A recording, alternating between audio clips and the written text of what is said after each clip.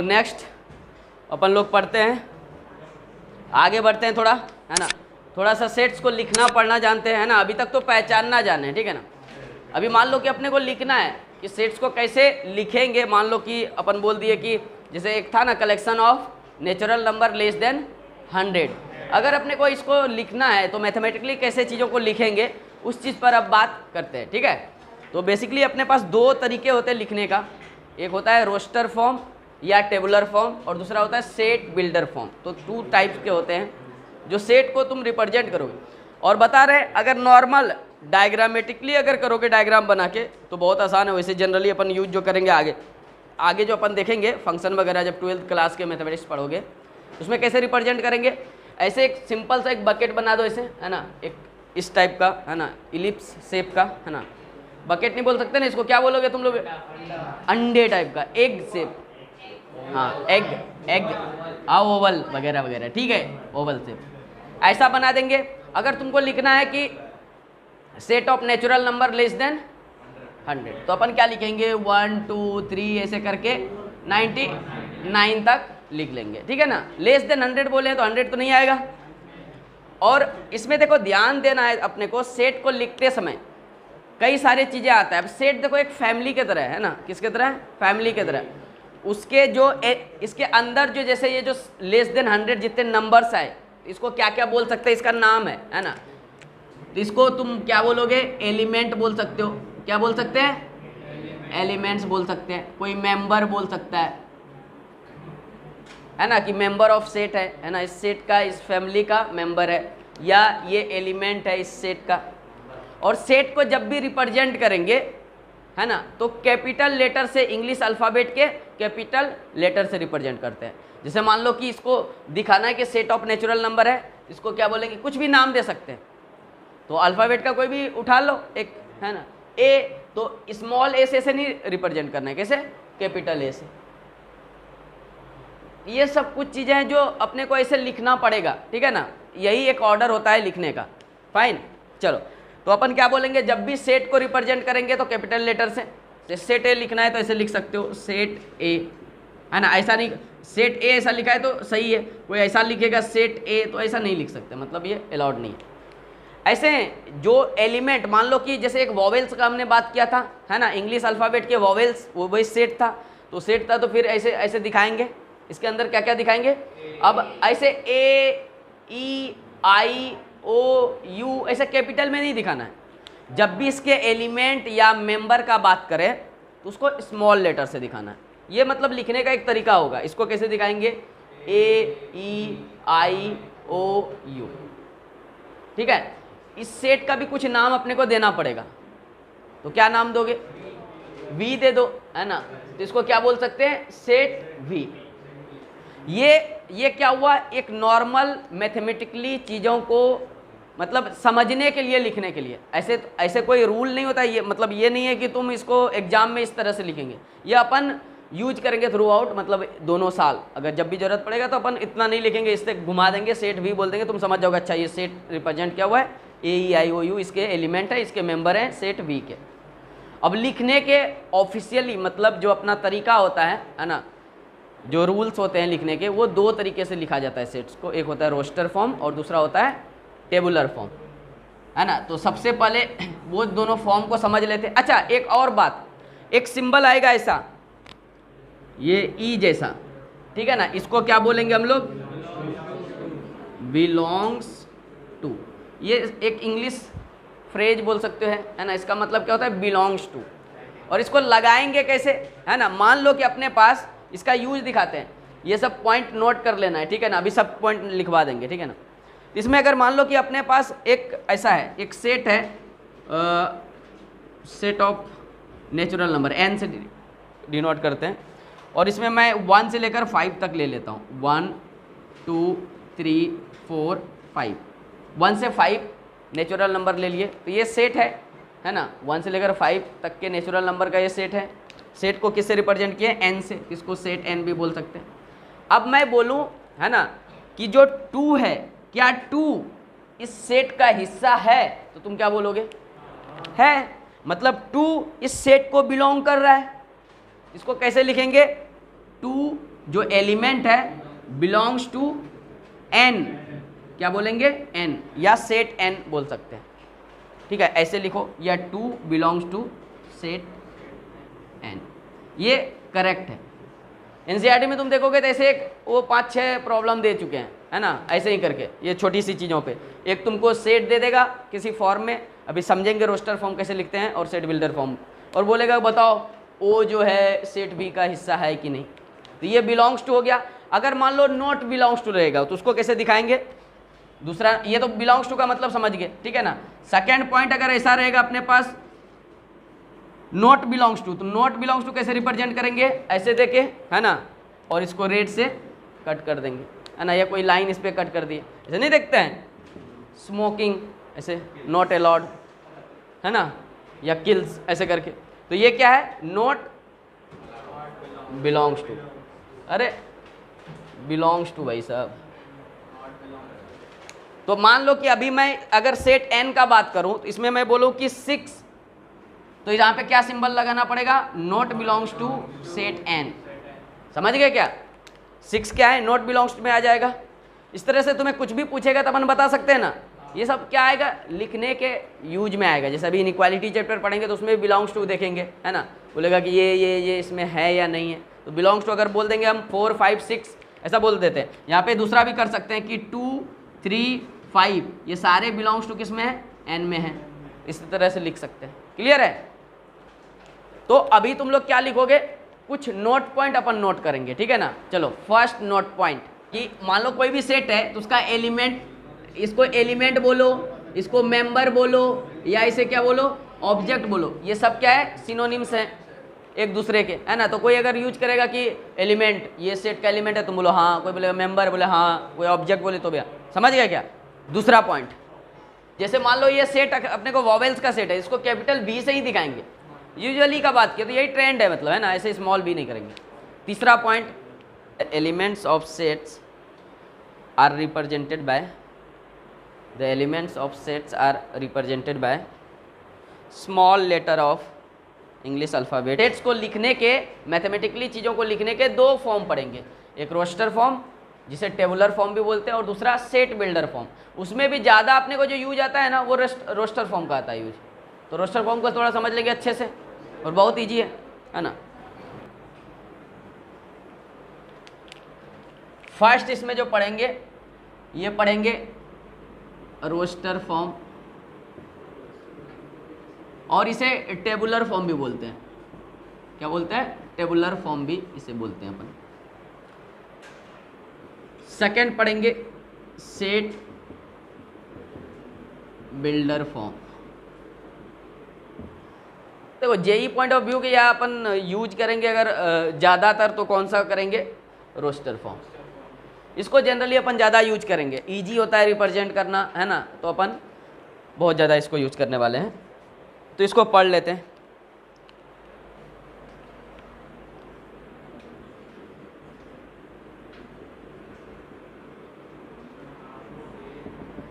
तो मान लो अपने पास अभी क्या है कि सबसे पहले अगर मान लो अपने को क्या लिखना है, जैसे हमने इंग्लिश अल्फ़ाबेट का वॉवेल्स का बात किया, अगर इंग्लिश अल्फ़ाबेट्स के वॉवेल का कलेक्शन का बात करते हैं, वो सेट है, तो उसको ऐसे कर सकते हैं ना, ऐसे एक डब्बा बना दिए, इसमें क्या हो गया, ए ई आई ओ यू, ये आगे, और इसको वी नाम दे दिए। ये क्या हुआ, एक जस्ट अपना रेंडम तरीका हुआ लिखने का, ऐसे चीज़ों को आपस में समझने का, ये कोई ऑफिशियल तरीका नहीं हुआ, ठीक है ना। या ऐसे बोल सकते हो कि कोई नोटबुक या कोई मतलब बुक का ऐसा तरीका नहीं हुआ। जो अपन बुक में जो डिफाइंड है वो दो तरीके हैं, रोस्टर फॉर्म और सेट बिल्डर फॉर्म। तो रोस्टर फॉर्म में कैसे लिखेंगे वो समझ लो, तो बहुत आसान है। जो भी सेट है ना, जैसे मान लो ये सेट वी है, ठीक है ना, तो सेट वी का जो भी सेट है उसको कैपिटल लेटर वी से रिप्रेजेंट कर लो, है ना। फिर क्या लिखेंगे, इक्वल्स टू, फिर ब्रेसेस ओपन करो, ठीक है ना, और इधर क्लोज कर दिए। ये हमेशा फॉर्मेट रहेगा किसका, रोस्टर फॉर्म का। ऐसा सेट, ये क्या रिप्रेजेंट कर रहा है, ये रिप्रेजेंट कर रहा है सेट को, और ये फॉर्मेट है पूरा। अब समझ लेना, ये वी तुम्हारे हिसाब से ABCD कुछ भी हो सकता है ना, A to Z कुछ भी लिख सकते हो, कुछ भी नाम दे सकते हो, जो तुमको अच्छा लगे वो दे दो। किसी नाम है तो उसको अपना नाम का पहला लेटर लिख देता है, है ना। अब देखो, लेकिन अब लिखने का तरीका क्या है, सेट का नाम equal to braces open close कर दिए, और इसके अंदर में क्या होगा, इसके अंदर में सारे एलिमेंट को लिखना है, ये सारे एलिमेंट्स को लिखना है। और एलिमेंट को मान लो क्या क्या एलिमेंट है, ए ई आई ओ यू, ये सारे एलिमेंट को लिख दिए और इसे कोमा से सेपरेट कर देंगे, कोमा से क्या करेंगे, सेपरेट कर देंगे। तो ये हो गया लिखने का तरीका, बहुत आसान है ना। अभी इसी को उसमें शब्द में लिख देगा बहुत कुछ, लेकिन अपने को मोटा मोटी बात ये है, ठीक है ना, कि अपने को क्या करना है कि जो भी सेट रहेगा उसका नाम लिखेंगे, ये है ना, हमेशा वो किस में होना चाहिए, कैपिटल लेटर्स में, इक्वल टू ब्रेसेस ऑन, है ना, फिर ऑफ मतलब स्टार्ट करना है, क्लोज करना है, उसके अंदर ये क्या है, सारे एलिमेंट्स रहेंगे, इसको क्या बोलेंगे, एलिमेंट्स, और ये एलिमेंट्स कोमा से सेपरेटेड रहेंगे। अब इसमें सबसे बड़ी बात है कि सर क्या कोई ऑर्डर फॉलो करेंगे, क्या कोई ऑर्डर फॉलो करने की जरूरत नहीं है, अपने मन से जैसा लिखना है। लेकिन एक होता है ना कि थोड़ा सा मतलब डिसेंट करने के लिए अपन एक ए बी को ऐसे ए बी से जो जेड का ए टू जेड वाला ऑर्डर रहता है उस ऑर्डर में लिखेंगे, या नंबर से तो उसको असेंडिंग या डिसेंडिंग में लिखेंगे, थोड़ा सा सेंस वाली काम है ना। दूसरी बात नोट करने वाली ये है कि मान लो कि हम एक और सेट कंसिडर करते हैं, ये फर्स्ट एग्जाम्पल हुआ, है ना। सेकेंड एग्जाम्पल कुछ ऐसा लेते हैं कि अपने पास एक सेट है और इसमें सेट n बोल दिए, ओके, और इसके 1 2 3 4 5 6 3 है ना 4 ऐसे करके एलिमेंट्स हैं, है ना। कुछ एलिमेंट्स रिपीट भी हो रहे हैं, है ना। तो जब इसको सेट में रिप्रेजेंट करेंगे ना, तो बेसिकली ये है क्या चीज़, ये एलिमेंट है जो सेट V को बिलोंग कर रहा है, तो इसके अंदर वही एलिमेंट डालेंगे, एक ही बार डाल देंगे, रिपीट भी कर रहा है उसको एक ही बार डाल देंगे, क्या कि 4 है तो इधर 4 आ गया ना, अगर 4 आ गया तो बोल देंगे कि 4 इसका सेट का मेंबर है। ये क्या रिप्रेजेंट कर रहा है कि ये जितने भी एलिमेंट्स हैं ये सेट बी के मेंबर है ना, या बोल सकते ये एलिमेंट्स इसको बिलोंग कर रहे हैं, ये मेंबर इसको बिलोंग कर रहा है, ये ऑब्जेक्ट इसको इस सेट को बिलोंग कर रहा है, ये तो मतलब हुआ ना।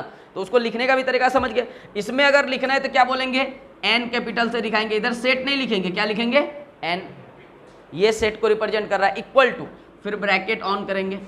ये कौन सा फॉर्म पढ़ रहे हैं, रोस्टर फॉर्म। अब इसमें ये जितने भी एलिमेंट है वो सारे को लिख देना और कोमा से क्या करना है, सेपरेट करना है, और रिपीटिंग वाले को नहीं लिखना है, एक ही बार उसको काउंट करना है। तो क्या क्या आएगा, 1 2 3 4 5 6, सबको कोमा से क्या कर दिए, सेपरेट। तो बोले सर इसमें 2 3 है, 2 टाइम्स 3 है, तो ये 2 टाइम्स 3 लिखने का कोई मतलब ही नहीं बनता है, क्योंकि ये क्या बोल रहा है कि 3 इस सेट का मेंबर है कि नहीं, तो ये खुद बोल रहा है कि 3 ऑलरेडी मेंबर है, ठीक है ना। तो ये एक तरीका हुआ, एक वे हुआ लिखने का, फाइन। मान लो अपने पास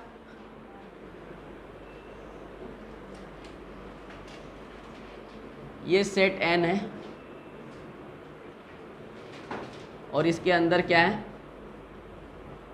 N I T I S H, इसको लिख देना है, दोनों को लिखो। तो ये देखो, ये n से ऐसे रिप्रेजेंट किया हो गए, इक्वल टू दिए, है ना, फिर क्या क्या देंगे, n, जो भी ऑर्डर कोई मैटर नहीं करता है, n comma I T S H, यही।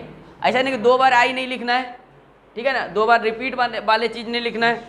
ऐसे ही एन में देखेंगे तो एन ए में क्या लिखोगे, हाँ तो -4, ऑर्डर में लिखे, बहुत अच्छा, -4 -2 लिख दो फिर, है ना, -1 0 2 3, ऐसा आ गया क्या, एक ऑर्डर में लिख दो ना तो सही रहता। इस तरह से लिख देंगे क्या, तो ऐसे अगर लिख रहे हो तो फिर लिखने आता है अपने को रोस्टर फॉर्म में। चलो आगे बढ़ते हैं, कुछ है नहीं इमैटेरियल वाली चीज़ें। दूसरा पढ़ेंगे अपन लोग सेट बिल्डर फॉर्म। तो देखो सेट बिल्डर फॉर्म में अपन क्या करेंगे, थोड़ा सा चीज़ों को अलग तरीके से करना है। अब वो चीज़ को समझ लेते हैं कैसे। तरीका, फॉर्मेट सब कुछ सेम ही रहता है। मान लो कि अपन वॉवेल वाला ही एग्जांपल लेते हैं। मान लो कि अपने पास ये है, ये सेट भी है, इसमें क्या है, A-E-I-O-U। ये एक जनरल फॉर्मेट हुआ कि इंग्लिश अल्फ़ाबेट के जो वॉवेल्स हैं उसका सेट अपन लिखे हुए हैं, ठीक है। अब इसको सेट बिल्डर फॉर्म में लिखना है। सेट बिल्डर फॉर्म में भी फॉर्मेट वही रहेगा, भी से क्या करेंगे, ये सेट को रिप्रेजेंट कर रहा है, इक्वल टू ये ब्रेसेस से इनक्लोज्ड रहेगा, लेकिन इसके अंदर जो लिखना है एलिमेंट है ना, तो जनरलाइज करके कुछ भी अगर सेट है तो उसमें सबसे पहले देखो क्या वो किसी पैटर्न या किसी ट्रेंड को फॉलो कर रहा है क्या, और अपने को ये लिखना इस तरह से लिखना है कि सब उसी में आ जाए, उसी एक वर्ड में, है ना, पूरे चीज को एक साथ मेंशन कर लें। मतलब अगर यहाँ पे देखेंगे तो सब एक स्पेसिफिक पैटर्न है कि वॉवेल्स है ना। इसमें सबसे पहले क्या करते हैं, v इक्वल टू एक एलिमेंट x, ऐसे एक जनरलाइज एक डिफाइन करते हैं x, है ना, और फिर ये क्या देंगे, कोमा, कॉलम, इसे क्या बोलते हैं, कॉलन, और इस x देके एक कोई भी जनरल वेरिएबल डिफाइन किए, कॉलन दिए, और फिर यहाँ पे ये x क्या है उसको डिफाइन कर दो बस। ये क्या है, x इक्वल टू क्या बोल सकते हैं, x इज वॉवेल्स, ऐसे बिलोंग्स टू यूज नहीं करना है, उसको एकदम शब्द में लिख देना है, या कोई मैथमेटिकल इक्वेशन बन रहा है तो वो उस mathematical x such that x equal to, अगर कुछ मैथमेटिकल इक्वेशन बन रहा है तो वो बना के इसमें लिख देंगे। बिलोंग्स टू ऐसा यूज नहीं करना है इसके अंदर, ठीक है ना। तो x is vowels of English alphabet, ऐसा लिख सकते हैं कि नहीं लिख सकते हैं। तो अब इससे फायदा क्या हुआ अपने को, है ना, इससे फायदा ये हुआ कि ये AEIOU लिखना नहीं पड़ा, समझ जाएगा कि x है क्या, x ये एलिमेंट को रिप्रेजेंट कर रहा है, ये किसको रिप्रेजेंट कर रहा है, ये एलिमेंट को रिप्रेजेंट कर रहा है, फाइन। और वो कौन से एलिमेंट है सेट V में, x is vowels of English alphabet. तो अंडरस्टूड हो गया कि V एक सेट है ना, और उसके एलिमेंट्स क्या है, x है, और ये x क्या है, तो ये x कॉलन, और ये x क्या है उसको डिफाइन करना पड़ेगा हमेशा। क्लियर। जैसे सेकेंड एग्जांपल लेते हैं तो और थोड़ा सा क्लियर होगा। मान लो ऐसा लिए,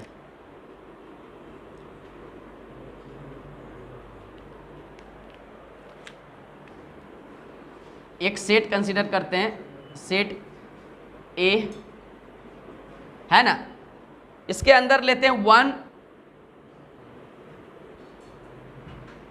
1 4 9 16, ये 4 एलिमेंट लिए। अब तुम देखो ये चारों क्या किसी पैटर्न को फॉलो कर रहा है क्या, ये 1 4 9 16 किसी पैटर्न को फॉलो कर रहा है या कोई मैथमेटिकल चीजों को, और सेट बिल्डर फॉर्म में ना हमेशा ऐसा होगा ही होगा, स्क्वायर हो रहा है। मतलब अगर हम इसको ऐसा लिखें कि इसको सेट A लिखें इक्वल्स टू, है ना, फॉर्मेट क्या रहेगा, इससे इनक्लोज करना है ये हमेशा। अब मैं x ऐसा डिफाइंड करूं एलिमेंट सच दैट, इसको क्या बोलते हैं, इसको पढ़ते हैं सच दैट, इसको सच दैट पढ़ते हैं। ये x एलिमेंट है और इस वाले को क्या पढ़ेंगे, जो कॉलम है सच दैट, है ना। तो x है, x कैसा है, ऐसा बोल सकते हैं कि x equal to n square, क्या डिफाइन कर सकते हैं, x इक्वल टू, क्योंकि अपने को दिख गया ये क्या हो रहा है, तो 1 स्क्वायर हो रहा है, ये 2 स्क्वायर हो रहा है, ये 3 स्क्वायर हो रहा है, ये 4 स्क्वायर हो रहा है। अपन क्या बोल सकते हैं, एक x equal to n square define कर देते हैं, और कोमा से यहाँ n को क्या लिख देंगे, ऐसे कोमा देके अब n को डिफाइन कर दो, तो n बिलोंग्स टू क्या बोल सकते हैं, या n belongs to natural number, लेकिन नेचुरल नंबर से कई सारे नेचुरल नंबर आ जाएंगे, तो अपन यहाँ से बोल सकते हैं कि n जो होगा वो होना चाहिए 1 से भाई साहब 4 के बीच में आना चाहिए। इसे दिखाने से 1 से लेकर कहाँ तक, 4 तक। इक्वल टू डिनोट क्या कर रहा है कि 1 है, 2 है, 3 है, 4 है। क्लियर है। और यहाँ पे बोल दोगे कि अच्छा अब n 1 से 4 जैसे बोले तो उसमें 1.5 भी आ गया, लेकिन यहाँ पे इसके साथ साथ एक बात और कोमा दे के बोलना पड़ेगा कि n belongs to natural number. क्या बोलना पड़ेगा, नेचुरल नंबर। तो अब क्या हो गया, ये फिक्स हो गया। तो कैसे लिखे, x such that x equal to n square comma n belongs to natural number, और n किसके बीच में आ रहा है, 1 to 4। क्लियर है, ये समझे कि नहीं समझे। क्या लिमिट्स लगा दोगे, ऐसे लिख दोगे क्या, ऐसे लिख सकते n belongs to natural number, और n में से दिखा सकते हैं ना इस तरह से कि 1 से 4 तक है। क्लियर, इस तरह से तुम नोट कर सकते हो। बेसिक फंडा क्या है, इसमें एक वेरिएबल डिफाइन करना पड़ता है, एलिमेंट को हमेशा एक वेरिएबल के रूप में लिखना पड़ता है, और ऐसा वो एलिमेंट होना चाहिए कि वो सारे एलिमेंट को एक ही लाइन में लिख दो। अब इसमें क्या रहता है कि अभी 16 तक ही लिए, अब अगला लेते 25, है ना, अगला लेते उसके बाद 36, ऐसे करके 10 का स्क्वायर लिखा हुआ रहता। अपन सीधा x equal to N square बोलते हैं, n belongs to 1 to 10, n belongs to natural number, and ये नेचुरल नंबर है। क्लियर है? तो इसमें पूरा मतलब अपने को ऐसा कुछ करना है कि इससे सिर्फ यही सेट जनरेट हो, कोई और सेट जनरेट ना हो। तो जैसे नेचुरल नंबर बोल दिए, फिक्स हो गया, इंटीजर होगा 1 2 3 4, कहाँ तक? तो 1 से 4 तक। क्लियर है क्या? ये अपना सेट बिल्डर फॉर्म को लिखने का तरीका। ये यूज में ज़्यादा नहीं आता है, ये यूज में ज़्यादा नहीं आता है। तुमको क्या रहेगा, कोई भी सेट रोस्टर फॉर्म में मान लो चीज़ें दिया हुआ है, रोस्टर फॉर्म में दिया हुआ है तो अपन ऐसे सेट लिख सकते हैं। तो सेट के अंदर क्या है, 1 4, उसके बाद क्या लिए थे 9 और 16, ये 4 एलिमेंट है ना। तो अपने को सेट बिल्डर फॉर्म में एलिमेंट को इस ऑर्डर में लिखना पड़ता है कि वो किसी स्पेसिफिक पैटर्न को फॉलो कर रहा होगा, है ना, वो किसी ट्रेंड को फॉलो कर रहा होगा, या वो कोई मैथमेटिकल, बेसिकली पैटर्न क्या है, मैथमेटिकल इक्वेशन। तो वो एलिमेंट किसी ना किसी मैथमेटिकल इक्वेशन को फॉलो कर रहा होगा। तो अपन उस मैथमेटिकल इक्वेशन को लिख सकते हैं ना, जैसे x equal to N square लिख दिया, x इक्वल टू क्या लिखेंगे, एन स्क्वायर। तो यहाँ पे अपने को पता चल रहा है 1 4 9 16 ये क्या है, किसी नंबर का स्क्वायर है। तो तुम देख सकते हो 1 स्क्वायर लिखा हुआ है, 2 स्क्वायर लिखा हुआ है, 3 स्क्वायर लिखा हुआ है, 4 स्क्वायर लिखा हुआ है कि नहीं? तो और अगर 1 2 3 4 है तो ये तो वेरी कर रहा है। तो यहाँ एन x इक्वल टू क्या बोल दिए, एन स्क्वायर, मतलब इस स्क्वायर वाले ट्रेंड को फॉलो कर रहा है। n है क्या, 1 से 4 तक है, तो यही 1 2 4 लिखने का ये तरीका बचपन में सीखे थे। और n है क्या, तो n अभी 1 2 4 कुछ भी हो सकता है, 1.5 2.6 ऐसा हो सकता है, लेकिन बोल दिया n belongs to natural number, मतलब 1 2 3 4 ही हो गया फिर। क्लियर है? Write the set a equal to ऐसा है, सेट जो है 1 4 9 1 4 9 16 25 36, है ना। तो मैं डब्बा बना के नहीं दिया, किस फॉर्म में दे दिया, रोस्टर फॉर्म में दे दिया। तुम्हें अपने को लिखना क्या है, राइट द सेट इतना इन सेट बिल्डर फॉर्म, इन सेट बिल्डर फॉर्म। मैं छोटे छोटे एनसीईआरटी से ही क्वेश्चन उठा के दे रहा हूँ, है ना। अब निपटा दिए, हो गया, है ना। उसका कोई मतलब नहीं, जस्ट अपन फॉर्मेट समझना चाह रहे थे कि लिखते कैसे हैं, बस, इससे ज़्यादा कुछ नहीं है। एग्जाम में आने से रहा, बोर्ड में आएगा। 1 4 9 16 25 36 ऐसे चलते जा रहा है इन्फिनिटी तक, है ना। वो डॉट डॉट डॉट का मतलब वही होता है। अपने को सेट बिल्डर फॉर्म में लिखना है, ये सबको पता चल रहा है रोस्टर फॉर्म में लिखा हुआ है। अब इसको सेट बिल्डर में करना है, उसमें कुछ ज़्यादा अपने को रॉकेट साइंस तो लगेगा नहीं। a इक्वल्स टू सेम यही रहना है, लेकिन इसमें क्या करना है, एलिमेंट को अपने को फिक्स करना है, सारे एलिमेंट को लिखने नहीं होते हैं, एक वेरिएबल x से डिफाइन करना होता है। और x कैसा है, तो x कॉलम देंगे और बताएंगे x सच दैट, है ना, x इक्वल टू, ये तो समझ में आ रहा है ना कि ये सब कुछ देखो, ये क्या हो रहा है, 1 स्क्वायर, ये 2 स्क्वायर, ये 3 स्क्वायर, ये 4 स्क्वायर, ये 5 स्क्वायर, तो हम अपन समझ गए ये 6 स्क्वायर, ऐसा चल रहा है, मतलब नेचुरल नंबर का स्क्वायर हो रहा है। तो x इक्वल टू क्या डिफाइन कर सकते हैं, n स्क्वायर, और यहाँ पे कोमा दे के डायरेक्ट बता सकते हैं कि n belongs to natural number, क्योंकि नेचुरल नंबर उधर चलते रहो ना, क्या दिक्कत है। नेचुरल नंबर बोल दिए तो ये कोई भी नंबर लो ना, नेचुरल ही होगा ना, वो इन्फिनिटी क्यों लिखेंगे, सीधा बोल देंगे x belongs to natural number. ये सारे इसमें नेचुरल नंबर आ गए ना, जितने लिखोगे नेचुरल नंबर उधर आ गए, 3 4 6 7 8 राइट साइड बढ़ते चले जाओ, तो यहीं पे काम खत्म हो गया। ऐसा कितना लोग लिखा, बढ़िया, चलो ठीक है। तो आज इसको यहीं तक रखते हैं, हम लोग न्यू चैप्टर जो पढ़ेंगे वो अगले क्लास में इन इक्वालिटी यही पढ़ेंगे, ठीक है ना। इसको एकदम बहुत अच्छे से डिटेल में खतरनाक वाला पढ़ेंगे, क्योंकि आईआईटी का फेवरेट है ना। तो इससे नहीं, ये फेवरेट मतलब इससे आते हैं, इसका यूज आएगा, इससे कई सारे सवाल भी पूछे जाते हैं और काफ़ी दिमाग वाला चैप्टर है ना, दिमाग लगते हैं।